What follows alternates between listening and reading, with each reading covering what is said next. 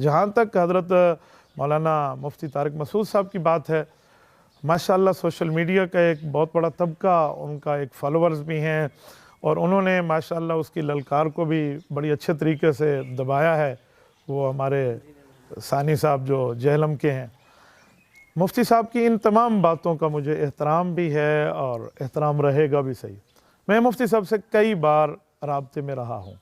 सबसे पहली बार मैंने ख़ुद ही उनसे रब्ता किया, एक मरतबा उनकी टीम के मैनेजर ने भी रब्ता किया, इस तरह के राब्ते रहे। मैंने कुछ बातें उनसे अर्ज़ भी की। आप यकीन मानेंगे बहुत से मामलात कर कर के मैं इस नतीजे पे आखिर पहुँचा।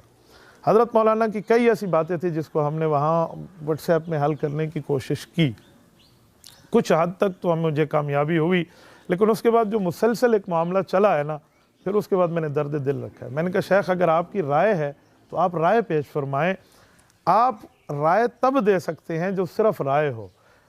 6 लाख उलमा की क़यादत जमीयत उलमा के क़यादत के तहत है, तो मौलाना फ़ज़लुर रहमान जिस मौक़िफ़ पे अपना तन मन धन लगा चुके हैं, आप उसके जवाब में लोगों को कहें अगर इसको अपनाएंगे तो अल्लाह आपसे पूछेगा और ये मेरी दीनी रिस्पॉन्सिबिलिटी है कि आप उसको यहूदी एजेंट कहेंगे।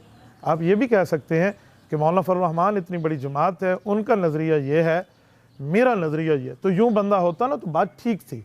हज़रत ने इसको दीनी ज़िम्मेदारी फरमाया कि मैं दीनी ज़िम्मेदारी पे कहना चाह रहा हूँ, तो तभी फिर मैंने उसको कहा कि शेख उसकी हिडन पिक्चर ये